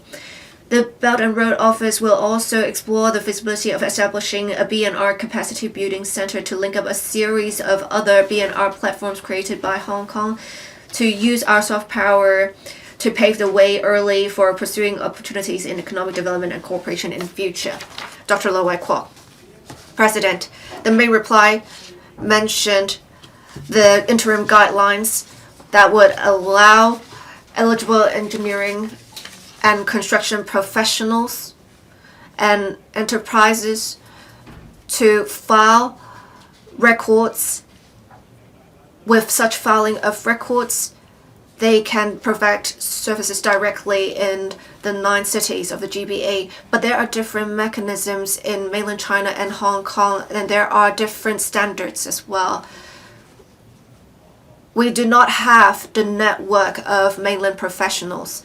I want to ask, while we're trying to open up the 2 sides markets, are there any concrete measures of the government that will help Hong Kong professionals and enterprises that will deal with these pain points that they cannot adjust to the mainland market, and how they can actually implement the interim guidelines in order to seize the business opportunities available?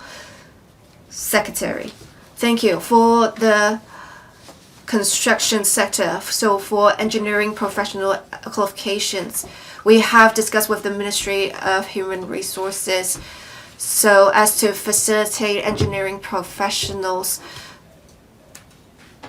to have mutual recognition of qualifications. We also have different activities that would help Hong Kong enterprises to go to the mainland. In March, we have a construction forum. We had 40-odd business matching sessions that would allow enterprises on both sides to explore collaboration opportunities. We recently also held a forum on international infrastructure that would help overseas mainland and Hong Kong enterprises to join hands. We also have some information on the Development Bureau's website on opportunities in the GBA that would facilitate enterprises and professionals in providing them with information.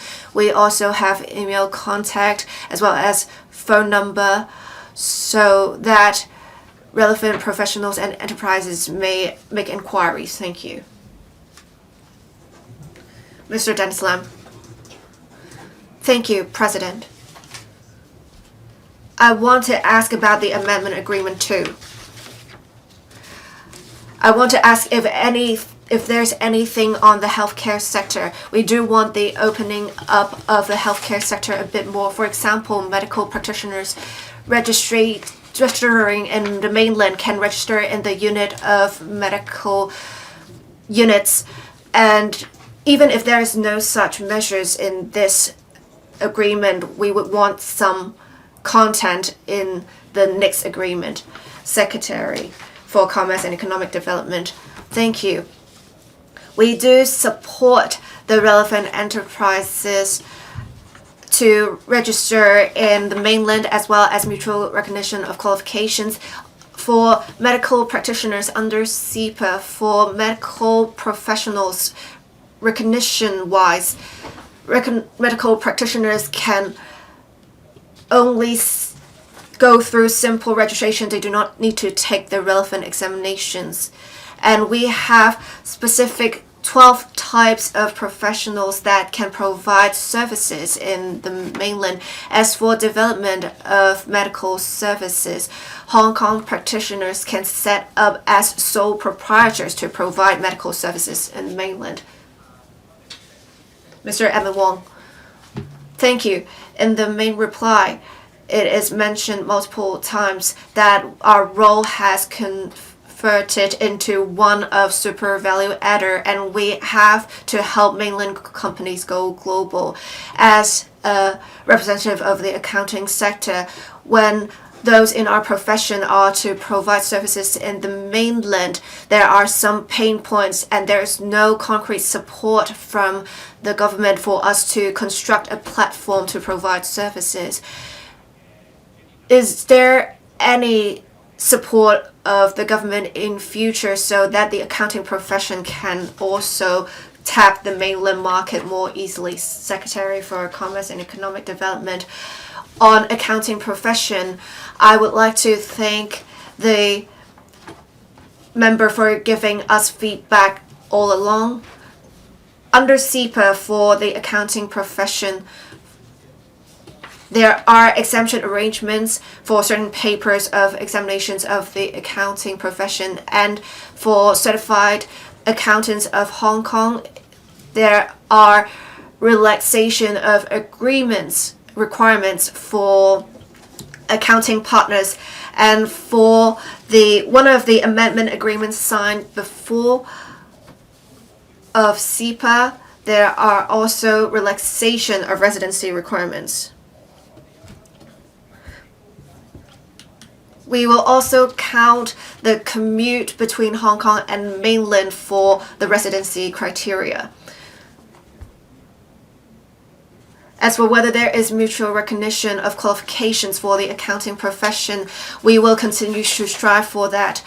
But with the mutual recognition of qualifications, it would relate to the countrywide accounting registration system, and that there is something with competition.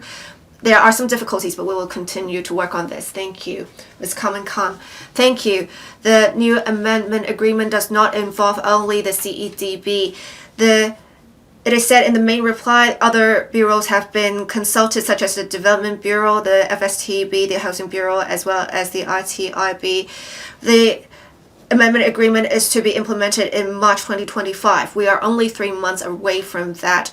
So how can we have high-level steering and coordination to make sure the efforts of this groundbreaking initiative for opening up services can be implemented so that we would not be limited to only the chief executive as well as the FSTB, and make sure the coverage expands to other bureaus, to make sure there are no restrictions brought about by departmental coordination. Secretary for Commerce and Economic Development, as said, the amendment agreement will be implemented from 1st of March 2025. Within these few months, we will continue to make preparations to implement the relevant initiatives, including amending legislation to make sure there is in-time implementation of the initiatives. We will also hold talks as well as expos so that those in the relevant industries know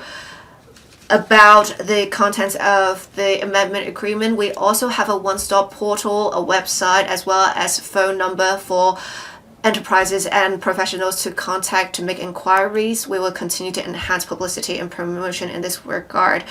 The innovation, the trade in the industry department, as well as the relevant councils, will also make sure there are overseas professionals as well as Hong Kong professionals can continue to tap into the mainland business opportunities. Thank you. Mr. Yim Kong. Thank you, President.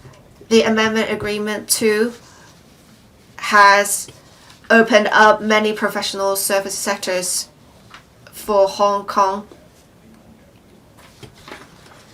And in the long term, for the fair development of industries as well as to tie in with national development strategies, has the government liaised with relevant mainland bodies to ensure smooth implementation of the relevant initiatives as well as opening up of the professional services sectors in the mainland. Secretary for Commerce and Economic Development, thank you. In relation to encouraging mainland enterprises to come to Hong Kong, we have already been doing that, and we have been encouraging mainland enterprises in specific professional industries to set up regional headquarters in Hong Kong. For mutual recognition of qualifications, we already have some arrangements in place. We also encourage those sectors that do not have mutual recognition arrangements in place to liaise with the relevant authorities, and we will also liaise with the relevant mainland authorities on this. Thank you. Mr. Shanghai Long.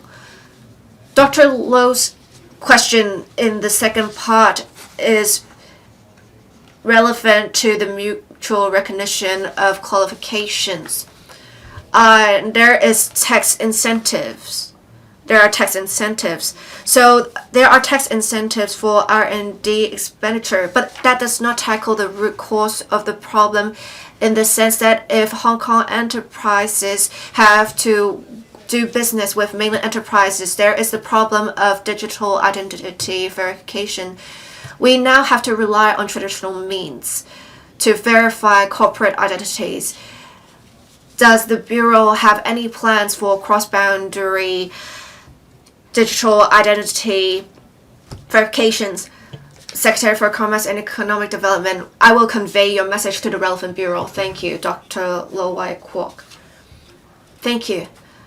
I want to ask about for the amendment agreement too. After the signing of this amendment agreement, has the government liaised with the mainland offices to promulgate concrete initiatives to pay for the implementation of the amendment agreement too? Have you been building bridges for cooperation between Hong Kong enterprises and mainland bodies? Have you set out some areas of work in publicity and promotion as well as business matching? Thank you. Secretary for Commerce and Economic Development, the simple answer is yes. Not only did we do that for the mainland offices, we also did that for the 14 overseas ETOs. We want to make sure the latest initiatives can also attract overseas professionals and enterprises to go tap into the mainland market.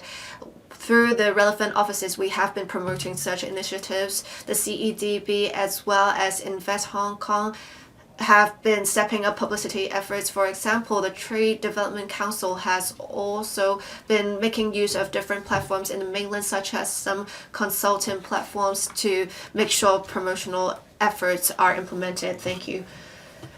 Mr. Edmund Wong, in the main reply, the Secretary talked about for the accounting profession, there is relaxation in the restrictions. While we do welcome such measures, we have concerns.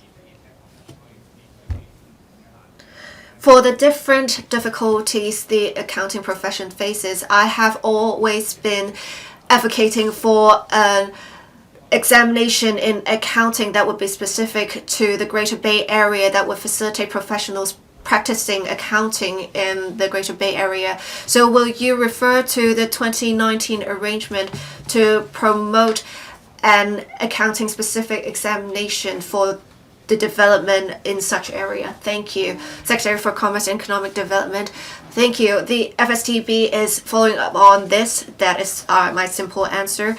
Under SEPA, we understand that different professionals have different needs.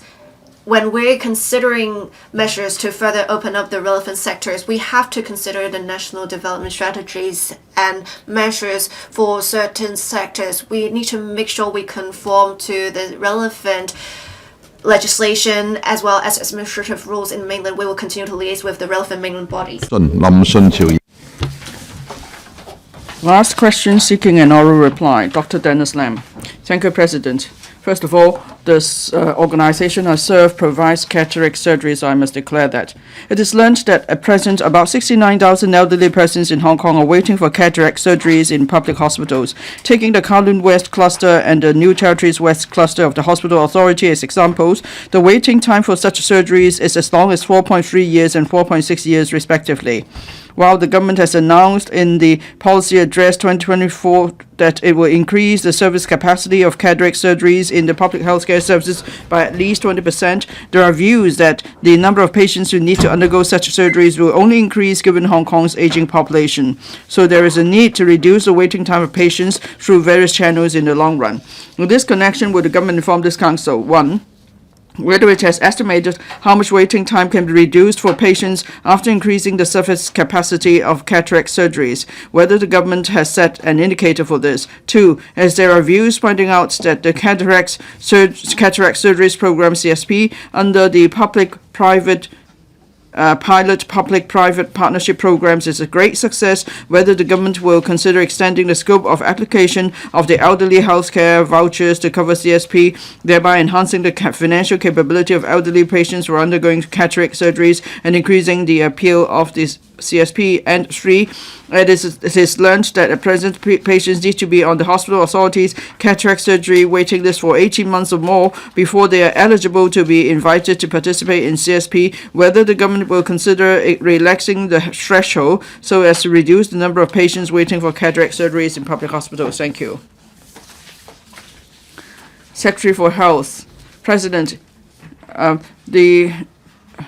waiting time for cataract surgeries in public hospitals has been persistently on the rise in view of the increasing incidence rate of cataract due to an aging population, the brain drain of healthcare manpower to the private sector, and the backlog of surgery bookings due to the 3-year COVID-19 epidemic. At present, there are about 360 ophthalmologists in Hong Kong. Only 79 of them are serving in the Hospital Authority HA, and they are responsible for training 114 young specialist trainees. To ensure that patients with needs are accorded priority for treatment, HA has implemented a triage arrangement whereby cataract patients are screened by ophthalmologists. Priority 1 refers to urgent cases such as those with mature cataract and significant visual impairment. HA aims to perform surgeries within 2 months, and the actual median waiting time in the past year was 1 month. For Priority 2 cases, example, those with occupational needs, the target is to perform surgeries within 12 months, and the actual median waiting time was 7 months. So both targets were met. The rest are non-priority routine cases. At present, there are about 69,700 patients waiting for cataract surgeries in local public hospitals. The numbers of Priority 1, Priority 2, and routine cases are about 176,000 and 63,500 respectively. The overall actual median waiting time for cataract surgeries was 14 months, while the 90th percentile, that is the longest waiting time, was 38 months involving non-priority routine case. As for the Kowloon West and New Territory West clusters mentioned by Dr. Lam in his question, the quoted waiting time figures are the 90th percentile. The median waiting time for both clusters is 14 months. The median waiting time of 14 months and a waiting time of more than 4 years for 10% of the cases are not desirable. The government is aware of the public dissatisfaction over the excessively long waiting time for public ophthalmological services, in particular cataract surgeries. With an aging population, the demand for cataract surgeries is expected to keep rising. In this connection, HA must take the lead in collaborating with the ophthalmic sector to adopt reform measures and explore innovative use of resources and model to enhance the accessibility of ophthalmic services. Multi-pronged approach must adopted to shorten the waiting time for cataract measures. The waiting time for cataract surgeries. Measures include 1. Consolidating the current scheduling of cataract surgeries, including allocating dedicated sessions. 2. Preparing to set up high-flow cataract surgery centers. We expect the plan to be rolled out in the first quarter of 2025. 3. Continue to strengthen manpower for ophthalmic services, including attracting, training, and retaining talents, enhancing recruitment of local graduates, rehiring retired staff, and recruiting non-locally trained doctors and part-time staff. The HA also uses the special honorarium scheme to provide additional service sessions. 4. Continue to implement the cataract surgeries program CSP to provide patients with options. The Chief Executive has announced in the 2024 policy address the increase of the capacity of cataract surgeries by at least 20%, that is providing at least 5,000 additional cataract surgeries in 2025 to 26. Based on projection and taking into account the surging demand, the average waiting time for general booking of cataract surgeries is expected to reduce by about 10 months after 5 years. The government launched the Elderly Health Care Voucher EHCV scheme in 2009 to encourage elderly persons to receive primary health care services such as preventive care, screening, and management of chronic diseases. The vouchers are not applicable to secondary or tertiary health care services such as inpatient services or surgeries. The primary health care blueprint also states that the voucher resources should be optimized for effectively achieving the objective of promoting primary health care. Cataract surgery subsidized under the CSP are secondary healthcare services. HA provides a fixed subsidy of $8,000 for participating patients to receive surgeries in the private sector. An out-of-pocket co-payment of up to $8,000 needs to be borne by the patients. In 2023 to 24, 6,036 patients participated in the program. The subsidy borne by HA alone was close to $50 million. If we allow the settlement of co-payments by the elderly healthcare vouchers, it will be inconsistent with the intent of the voucher scheme and the PPP programs. There will also be duplication of subsidies. The government has no plan to change the current arrangement. CSP invites routine case patients on the HA's cataract surgery waiting list who are suitable for local anesthetic procedures to join the program, with priority given to those with longer waiting time. At present, the waiting time for invited patients is down to 14 months or more. The program will review the service demand in a timely manner to manage the waiting time of invited patients. The HA's PPP programs give patients with means a choice to receive services in the private sector through the co-payment model. This alleviates pressure on public healthcare services while making better use of the surplus service capacity in the private sector. And exploring expansion or introduction of PPP programs, the government needs to carefully consider the relevant healthcare policies and the principles of strategic procurement of healthcare services. We need to consider various factors too, including the evolving service demands, patients' preferences and affordability, potential complexity and operability of the healthcare services, the service capacity and adaptability of the private market, the possibility of exacerbating healthcare manpower wastage in the public sector, and of driving up private medical fees and charges. We don't want our measures to be counterproductive. Thank you, President. Dr. Dennis LAM. Thank you, President. I would like to thank the Secretary again for pay attention to the long waiting time for cataract surgeries. The policy address announces increasing the capacity by 20% in the CSP. That's a good measure, and I believe there will be good result. Now, the Secretary mentioned the setting up of a high-flow cataract surgery center to improve efficiency and increase the number of surgery sessions. Now, I wonder if you will consider collaborating with quality healthcare organizations in Shenzhen and the Greater Bay Area, such as the Hong Kong University Shenzhen, to set up such high-flow cataract surgery centers.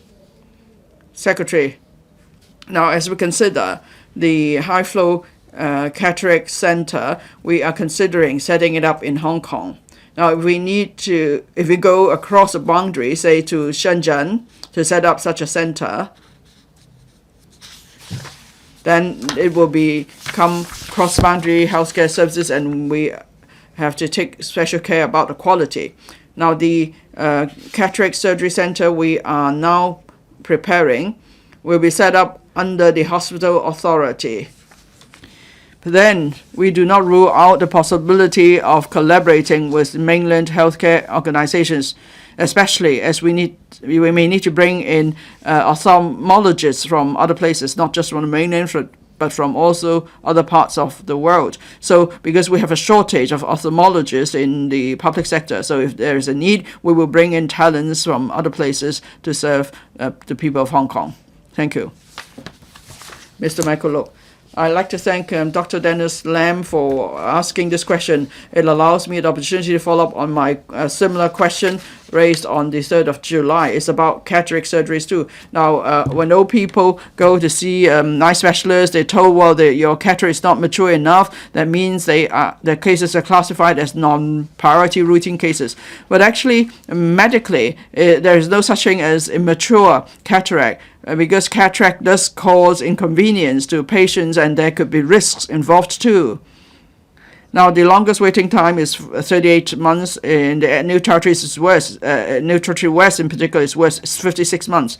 Now, the Secretary said the elderly healthcare vouchers not applicable to the cataract surgeries program, CSP. Now, if I may make another suggestion, CSP is greatly successful, but now the wait is still 14 times. But patients have to wait 14 months or more before they're eligible for CSP. Could you consider expanding your partners under the PPP program to quality Class 3A hospitals on the mainland? then you could reduce the risk, and then you could lower the threshold too for people to join CSP. That is, if people have cataract, they could receive treatment as soon as possible. Let's forget about whether the cataract is mature or not. Surgeries should be given as soon as possible. Secretary. Well, on this term about whether cataract is mature or not, well, I think we should leave it to the professionals. The eye specialists will decide whether a patient requires surgery after they have a cataract. For patients on the waiting list for cataract surgeries, the clinical assessment is that surgeries are required, but perhaps the cases are not as urgent. As I've emphasized, for those who need surgeries, theoretically, of course, it's better if they could receive the surgeries sooner, because cataract affects someone's vision, and so there may be a high risk of fall or tripping, and then a person may not be able to take part in various activities so easily. So it may affect their safety. Now, Mr. Look again mentioned the waiting time of 56 months. I must stress that here we're talking about 10% of the cases. For various reasons, maybe they have the longest wait, but here we're just talking about 10% of the cataract patients. The median waiting time is still 14 months. Of course, 14 months is still not good enough. You mentioned extending the PPP program to the mainland. Well, it is a question of surgical risks, so we have to do proper assessment first. Now, on the mainland, most of the cross-boundary medical services are provided by the healthcare vouchers. In other words, it's for patients to choose which provider to go to for using their vouchers. But as I mentioned, the healthcare vouchers do not cover secondary and tertiary healthcare services. They are just for primary healthcare services. And for the time being, we have no plans to extend the CSP to the mainland. Thank you. Mr. Scott Leung. Thank you, President. Now, there's a higher incidence rate of cataracts among the elderly population, and with an aging population, more people will have cataract. And because of change in habits, there are more in the younger age brackets, contracting or having cataract. So if there could be early identification and proper assessment of conditions, then we could make use of limited surgical resources to provide treatment, especially to the urgent cases. So I wonder if you will do more publicity in the community to encourage the public to have their eyes checked regularly, and there should be some sort of screening program so you could identify cataract patients, and then you could better plan your medical resources accordingly. Secretary. Now, on screening, it's evidence-based. So we have to see whether screening is useful, because screening also takes up very scarce resources. As I mentioned, there are only 79 ophthalmologists serving in the hospital authority. In other words, just 22% of all ophthalmologists in Hong Kong serve in the public sector. So we don't have enough staff to treat patients with eye diseases. If we have to take up screening as well, that may lead to further delay in treatment. So that's why we don't have plans to launch a screening program for cataracts for the time being. Ms. Connie Lam, thank you. The Secretary mentioned that for cataract surgeries and treatment, you're going to work with the private sector. Well, I understand in the public sector, there are just 79 ophthalmologists. So, therefore, would you consider including optometrists to help with the screening of cataract? Secretary. Now, our ophthalmologists work closely with optometrists in the eye specialist outpatient clinic. Optometrists are part of the team. They work closely with ophthalmologists on diagnosis. This is to enhance the efficiency of such diagnosis and treatment. So it's already being done. Thank you. Reverend Peter Kuhn. Now, under the cataract surgeries, well, there is a scheme that is a special honorarium scheme. This is used to provide additional service sessions. So doctors from HA are free to join this scheme. How many doctors are now in the scheme? Will you further improve the payment so that more doctors will be encouraged to join the scheme? Secretary, I don't have any figures at hand as to how many doctors, that is serving HA doctors, who join the special honorarium scheme or who provide additional ophthalmic surgery sessions. Now, for the extra work arrangement under the special honorarium scheme and so on, HA has already done an estimate, and we are offering them a reasonable honorarium. We will keep reviewing the scheme to see what the basis of honorarium should be. Thank you. Professor Chen Wing-Kong. Thank you. Well, prevention is better than cure. Now, cataract is a result of declining eye functions, but then there could be good living habits too. For example, we must avoid staying in the sun for too long. We could quit smoking. We could have healthy diet. We must control blood sugar levels. So this will all help to prevent cataract. So apart from increasing the number of surgery sessions for cataract, will you also step up publicity and education? Maybe at the district health centers, there could be more seminars on protecting our eyes, so the public will learn how to protect our eyes, and then we could lower the risk of cataract. Secretary, thank you. Professor Chen, thank for your question. Well, it's actually not a question, but it's a good way to publicize healthy tips about keeping our eyes healthy. Now, you mentioned high-risk factors that could lead to cataract, that is aging eye functions or being exposed to strong sunlight, taking alcohol and so on. Well, yes, we need to publicize about that. Now, at the district health centers, at the community level, Professor Chen suggested doing more publication education. We'll certainly do so. Thank you. Ms. Connie Lam. Thank you, President. Press Secretary, if may I ask further. Now, there are so many on the waiting list for cataract surgeries, and the government is trying to promote primary health care services, and that there will be an effective referral channel between primary and secondary services. So can you set up such a channel for those with immature cataract? They could be managed by optometrists at the district health center, so not everyone needs to join the queue for surgeries. Secretary, there are about 70,000 people in the community waiting for cataract surgeries.